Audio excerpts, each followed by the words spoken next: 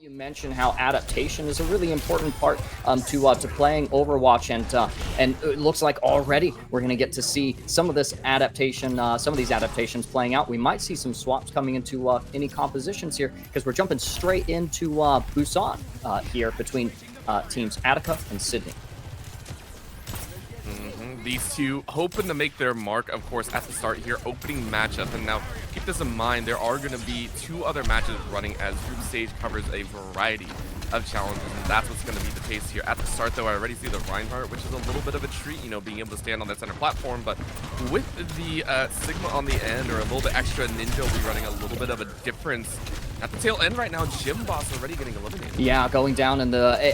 It almost looked like the middle of the fight. It was really a really quick fight that broke out between those 2 teams. You see how quickly Attica was ready to rush around that corner and just ram into Sidney. It's going to force them back for a little bit, but not too long. Looks like teams might be ready to bounce back right into each other here. And you've got some cooldown spam going both ways, but so far, no one quite courageous enough to push to the choke.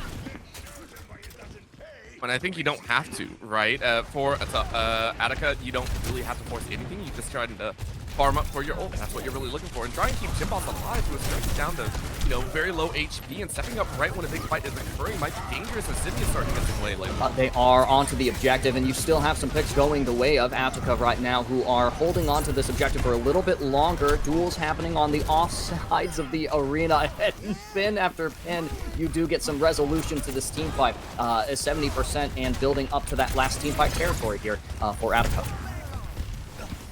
I mean, that is just comfortable. Attica weren't even in a major teamfight region and really felt that it was just kind of all over the place. And it felt like with only that beat drop with JJ and Wig, very comfortable with that. Sidney, though, have a swath of bolts ready to go, and this might be the slam.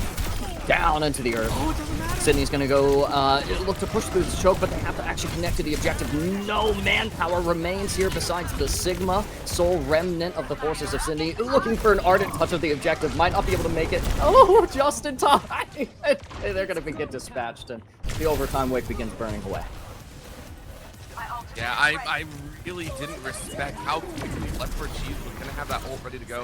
With the orbital ray at the very, very end, they're just kind of cleaning house here. I don't think there's a chance for Sidney to really make their way in. Honestly, Left 4 Cheese with that shatter was brutal. You saw the entirety, right? Ninja was trying to bring a little bit of that flux in, trying to play with a little bit of that metal, and it just didn't work. But Left 4 Cheese was like, no, it doesn't matter. Even if you try and bring the ult in from the tank, one thing to another, the shatter wins 9 times out of 10. So really well done from Attica for round 1. Yeah. I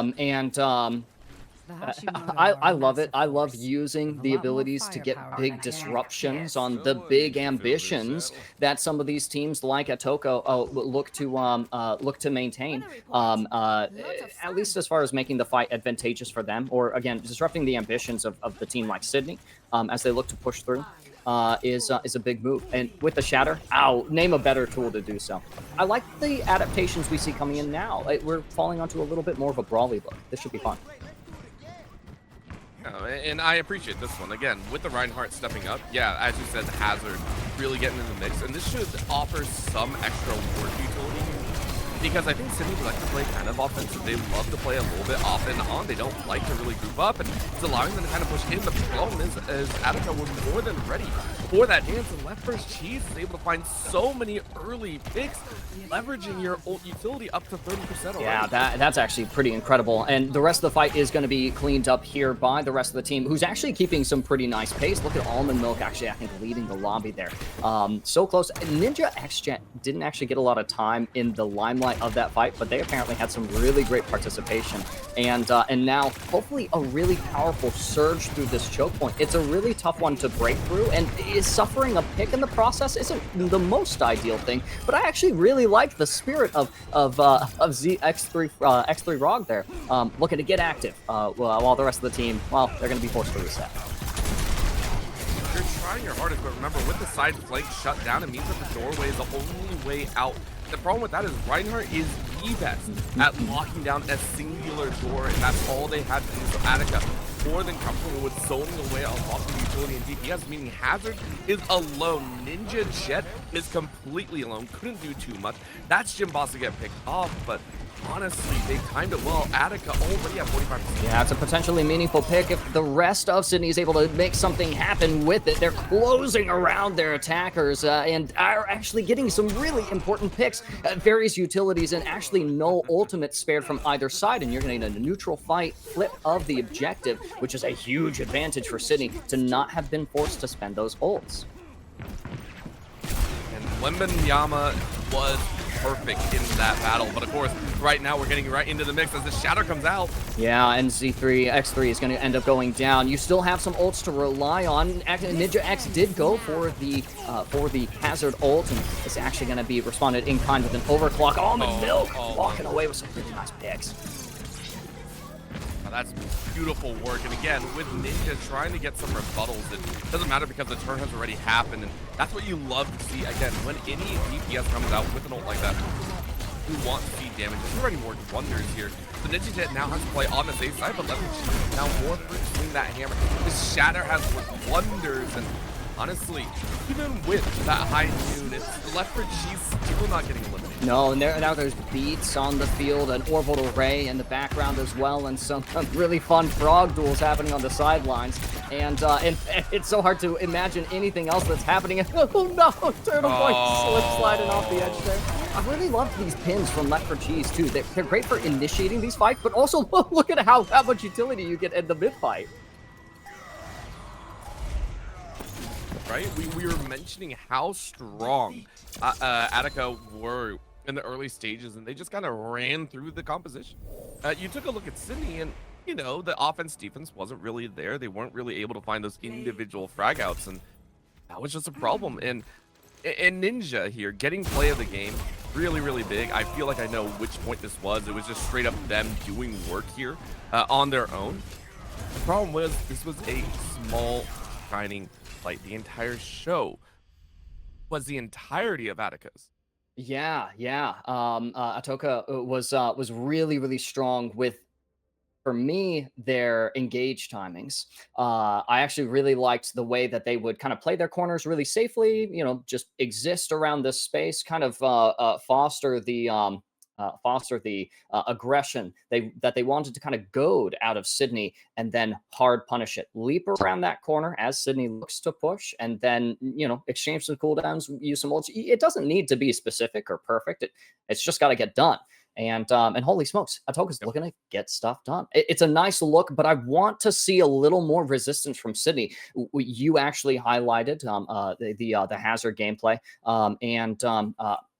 and then we also actually saw some really nice activity from the Lucio players, from our frogs, and I feel like those are the right ideas.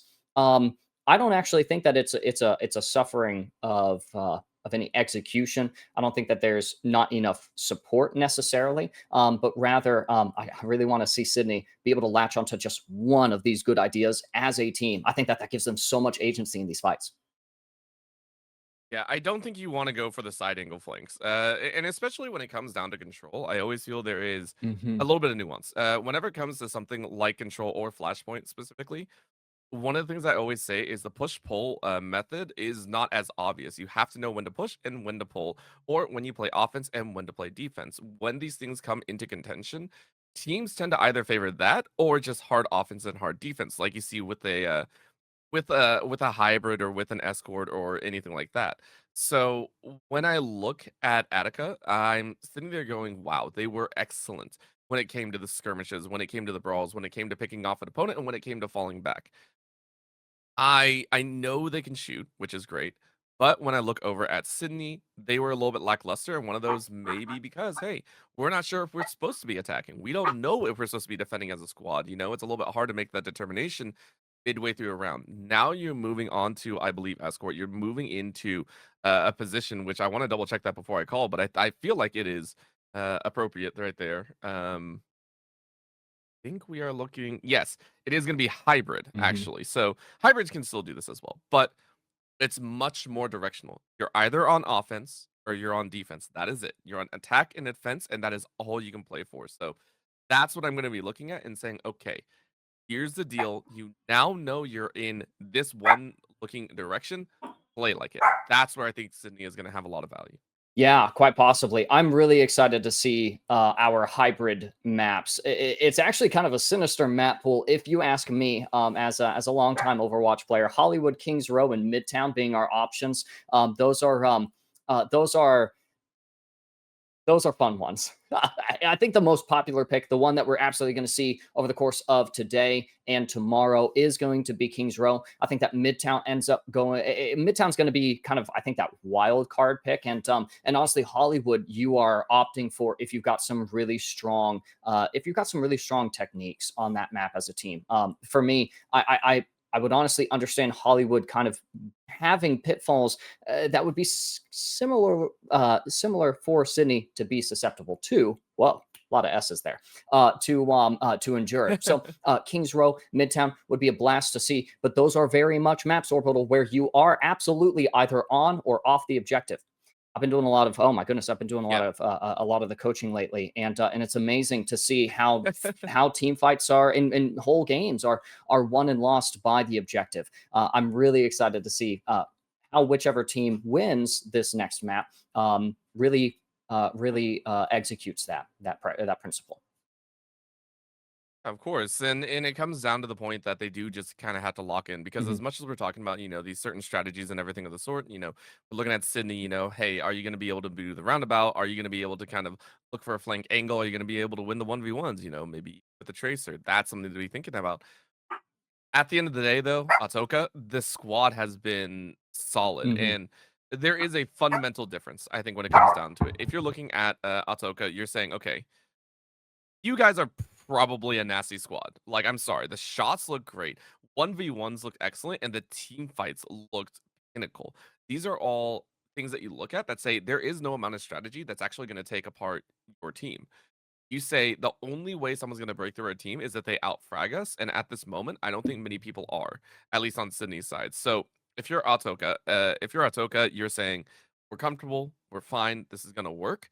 Let's keep playing our gameplay. And honestly, I like to see them start out on the defense here on hybrid. I will always say I like defense whenever you're a stronger team.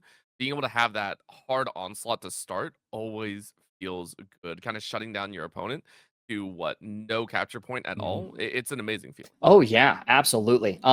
You like being able to be the ones who are in charge of setting the pace of these maps and in these matches as well, right? And that's absolutely the uphill battle that Sydney has to fight. At the end of the day, you look at the skill bracket of Overwatch and the curve that it sits on for actually across all sports and esports competitions activities. You're going to see that ultimately we all actually kind of sit at the same point in the line when you zoom out fast enough, right? And so it's going to be those little moments of agency outside the game that actually really help these teams, like being able to set the pace. Say, hey, we're going to have a really good defense. You won't get any objective progress, and then all we have to do is, well, the rules of Overwatch are that if you deny total objective progress from a team, you can't actually even lose at that point. You would only be able to draw as a negative outcome, negative, and you win Yep. by just attaining what 33%, a third of that objective progress. By the way, that's Yep. just that first capture point. If you do manage to capture in that first attacking round, you have to move that point from the beginning to the end of the map, and so that's where that living and dying by the point kind of comes in handy, right? You've got all of these areas that the payload or that the objective passes through, and those are really good spots for a variety of different heroes and play styles. I really like the brawl style because it's very oonga boonga. My brain is turned off. Throw cooldowns into the center of the fray, kind of style gameplay. And let me tell you, my neuron really likes that style of game. But I would really love to see teams be able to opt into, hey, this is an excellent spot for this character. I can show off this talent that I have here. Orbital, right now, it looks like we might get a little bit of that stylistic expression here. But there's also a lot of convention that we're seeing. Yeah, we also are seeing a little bit of a shift here. I believe JK Too Quick was on the Lucian last time. Or not the Lucian, wow. On the Lucio last time. The Gym Boss was actually the tank, I believe. So they did actually a swap up because they want to bring out Doomfist here. So we're already seeing those shifts that you were mentioning. We're already seeing the Ramontra as well. So mega shifts in between. But Almond, of course, on that TPSL, not on the Sojourn, but on that Genji.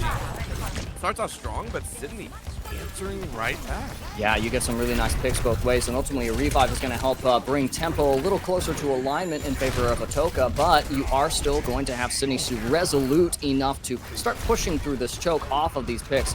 Ninja X going down is a little disadvantageous, and as Sidney starts to hemorrhage more members, it's going to get progressively more difficult to move through this choke. I suggest a reset here for the team. It looks like they may get that chance.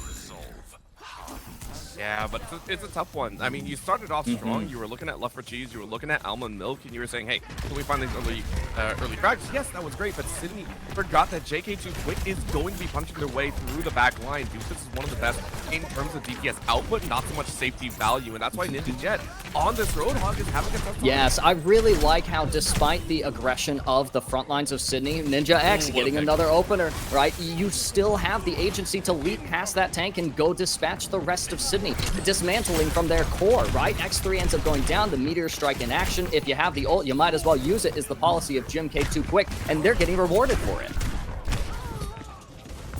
Ninja's also doing the exact same, though, as Wem was able to slam home another.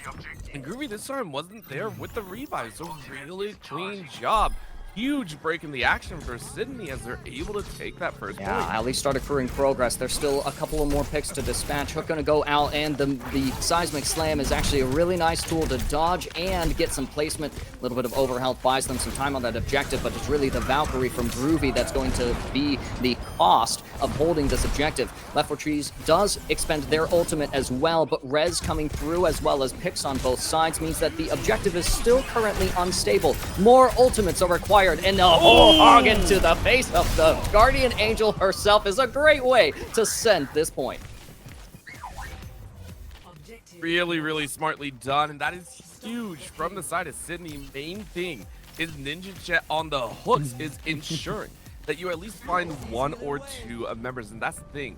For Atoka, you're saying, okay, hey, we want to have this kind of combination pieces. Ruby is most likely going to follow Almond Milk or Left for Cheese, follow them around. JK2 Quick and Jimbots kind of do their own thing. That's great and all. But when Ninja Jet lands a hook and drops Groovy out of the sky, it's a painful moment. So very, very well done. Now Sidney have to keep this payload moving. Yeah, but there's going to be some of that objective stoppage that we kind of hinted at before jumping into this map. You have a lot of ultimates for Sidney to help fight them through that, but a little bit of the, oh, I love it, a little bit of the ego matchup there. JK2 Quick looking to fight that duel. And they're getting a ton of picks in the meantime as well. It's not just the opener that you get with that pick, it's the space as well that the rest of the team is able to do something with, and that's exactly what the narrative for Atoka is. Let our Doomfist enter, and the rest of us can run amok after. I wonder if it's because they went straight into that archway. Archway being one of the most pivotal choke points. If you can, and JK2 Quick is quite literally jumping between the buildings. Not only have you locked down that payload right in that archway, Sidney have to divert their attention. Remember, they're a very frontwards facing team. They look forward, that's about it, and then they work from there. Whenever someone's able to wrap around, though, there's a lot of problems. That's already a minute burned off the clock. Yeah, and you really want to get through this choke as quickly as possible. You've got a couple of picks to help you secure an entrance here, as well as the ultimate, but even your ultimates are getting stopped and canceled, blocked, and disrupted by JK2 on this Doomfist. And Anti is going to be a little bit of a threat for Ninja, but they're able to mitigate their way through it, with the whole hog buying the space here for the objective to slowly but surely move. Suzu's in effect and help to cut through a little bit of these damage breakpoints that are looking to be exploited by Almond, and with the assist from JK2, ultimately do get those payoffs. Oh, incredible. Yeah, that was a really nice disengage, by the way, from Atoka. You talked about the whole hog. Well, Ninja this time wasn't able to clean out three. The very first ult that they threw down, they cleaned out 4 members on the side of Atoka, right? Time around, it was just used to kind of punch them off. So really well done by Atoka, as now they get a turn at the ultimate offense. Yeah. You've got this blade and this meteor strike. We could see either one emerge. It's actually going to be the blade here. It does help to cut through X3, who had gone for the sound barrier. What else are you going to do? But ultimately, the blade is faster than the beats. And you're looking at another reset here for Sidney. They're making good progress. It's just a matter of punching through hard enough orbital. I wonder if actually sending it through a different position besides the choke might help open up options. I mean, the problem is they feel so centered on that payload, but this is going to be that crash down. Huge option for Doomfist. Oh, some big slams as well into the wall. No picks, though. Not quite yet. And you don't need pick, you just need to keep them off the payload. As we mentioned, it's been stuck kind of in this corridor, so just buy time, and that's going to open up the rest of the team to fire away. But Jim Boss was found. Yeah, without that Ana, that lifeline, things are going to get a little bit more complicated here. Almond Milk has to disengage softly. Left for Cheese is given enough space to find two with the Blossom. Absolutely incredible ultimate, well-timed, and a great compensation for that man disadvantage. Atoka is going to be able to continue holding this position. Problem that comes about is Ninja is now on, I believe, their 4th unique tank right now. They are throwing everything at the wall, just hoping something sticks. Unfortunately, you're running down your ultimate timer as well. It's allowing Almond Milk as well as Left for Cheese and JK too quick to just find pick after pick. It's really, really clean stuff from Atoka. All they have to do is continue maintaining this level of cleanliness. They've got the ultimates to help maybe compensate for any disparities. If a mistake gets made, you can absolutely nano that target, but you're going to have to watch out for some of these utilities from Sidney. I think for Sidney, it's a last-ditch effort. You got 10 seconds. Can you make it happen? You can, but it's going to be tough. You have to fight through an anti-nade and go for the Kitsune Rush cast, maybe in a position that you didn't want. Ninja is able to make some exchanges off of it, but ultimately the exchanges are going both ways. Trades on either side, and the objective is to left a hapless observer in the middle. Wants to move forward, but can't until there's only Wembanyama left on the point, and then they're not. Sidney, one by one, falls onto the stall picks, but with not enough time to move forward. And it hurts. But it was that linchpin corner. We talked about the archway, the ability to force the entirety of Sidney into this one choke. It worked wonders. Yeah. And for Atoka, all you have to do is win, what, 3 total team fights. That's really all you need to do.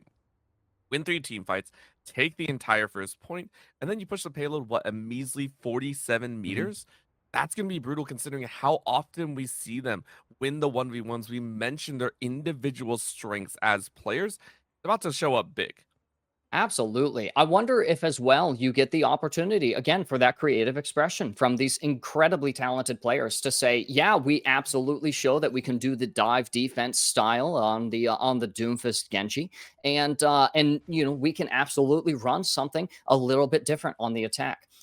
It's a little bit the same. There is a little bit of difference, though. The Freya in action, by the way, maybe an arguably bold choice from Atoka, as this character is, in particular, has actually received sweeping nerfs, not once, not twice, but 3 consecutive times since she released Safe Side of Strong, they say, and she's definitely safely strong. I think she's still strong now. I guess I would be curious about if she fits into this comp. But again, I actually can't contest against the creative expression. I want to see what the Freya, how she fits into this. I think it's just going to be snipe power. It runs along the same value as a Sojourn, in my opinion. And it leverages a lot more of that utility, right? You get that bola out and you swing on 1 or 2 and it's over. You basically get to snipe everyone down. So it relies on the heavy DPS, and Almond Milk has been doing exceptional work. And already it's a shatter in as Ninja breaks into the fight, but Left for Cheese starts things off with a bang. And there's that sniping power coming into play. Almond Milk does help to eliminate the tank. That's a lot of sniping power too. You're not just taking down an enemy Widowmaker with 170 health. You're actually cutting down the frontline presence, the objective stalling potential of Sidney, and they are on the run now. Some stagger eliminations is a promised boon for Atoka. And Left for Cheese getting a little bit of a freebie right there. As a whistle on the first battles, it wasn't even a team fight. It was pick after pick. And they have 5.5 minutes and are already on the way. What in the world are you doing? Definitely expressing our capacity for the relentless aggression that you need to see from teams to win King's Row. It looks really one-sided right now, but honestly, the fact is that if Sidney doesn't have their foot on the gas pedal, proverbially speaking, then they don't get to move the objective as freely. Look at all the space that they're purchasing there in the backlines, the actual foundry of King's Row, 3rd point, and there's not even an opportunity for a defense. Atoka takes map 2, and actually that'll be the end of our first series, Orbital. Yeah, it was very, very clean. Again, when it comes to the LOS Scholastic Champs Nationals for Overwatch 2, you gotta love it, right? And Ninja, by the way, huge shout out to them. They tried their best, and this Roadhog honestly made a huge difference. Yeah. And why they even captured that first point, right? So for the side of Sidney, got to go back to the drawing board and maybe play it or try play a little bit more connected instead of kind of looking for the picks here and there. Look for a snowball, look for just a heavy cannonball type composition. Maybe that'll work. Either way, though, Atoka looked like a team to beat. Very, very strong, very concise with how they like to play. Yeah. Oh my goodness. They absolutely concise is a good word to describe Atoka, who knew exactly what their win conditions were, or at least knew well enough what they were to be able to execute really efficiently on some timers that were really really effective. Actually, normally I have so much to say about these kinds of teams, Orbital, and I could go on for minutes and minutes. We actually might have a couple of minutes, Orbital, that we could break down some of the looks that we saw, some things that we're excited to see. Actually, yeah, you get the ball rolling on me, and oh man, I can vamp. But I do want to give a quick special shout out to League OS for powering this national competition. Again, being able to see teams from across various different states all participating in this kind of tournament is really exciting. And if you guys would like to see your teams as well and exhibition showcases like this one, or to compete in these excellent tournaments, then head over to portal.leagueos.gg to set up your collegiate portal profile today. You guys can get set up just in time for the fall 2025 semester. Orbital, Yeah. these teams that we gotten to see are already really incredible. There's no way that the talent diminishes from here. No, and I can only assume that again, this is the great thing about group stage. You get a view on everyone. And I know we're waiting for a couple of the other matches to finish up, and then at the top of the hour, we'll be starting up our next match as well. So makes me very happy, and especially the fact that we have nationals, right? Whenever it comes to nationals, it goes the best of the best, and that's what makes me very excited because it's the top champion high school team from all of the states playing on League OS to compete for national bragging rights, and that's the awesome part about it. The nationals for Overwatch 2 is obviously this weekend, but we got Rocket League across the next weekend as well, and that'll be at the top of and then finally the top champions in Valorant and Super Smash Bros. Ultimate are coming to St. Louis on June 17th and 18th to square off at Maryville University before the Portal Combine. That is the best part about LOS Nationals here, and hopefully all the teams really get to show their stuff and also rep their states as well. So again, very impressive stuff from everyone here. Oh my goodness. High school Overwatch, high school esports just absolutely get me so excited to imagine what the potential is. And especially when you get to see it really visualized in the collegiate esports scene. Wildly different players, right? That we're talking about this year, that here in a couple of years are going to be center stage on the tier one professional scenes, right? But at the end of the day, it's funny to be an old mushroom and look back over the last couple of years that I've gotten to see some of these players evolve from these high school esports athletes to these incredible collegiate competitors. Oh my goodness, League OS is actually an excellent platform. We've used it for a couple of our tournaments over at UB. I actually couldn't endorse them enough. But Orbital, I think that it'll be good to throw to a break here. On the other side of a little bit of a hiatus here, you guys will be able to catch the next match of the afternoon. So make sure that you guys aren't going anywhere. Orbital, any closing thoughts on this last match before we send off for a break? Watch out for Atoka. Mhm. That's about it. Guys, we're not going anywhere, and neither should you. We'll be right back.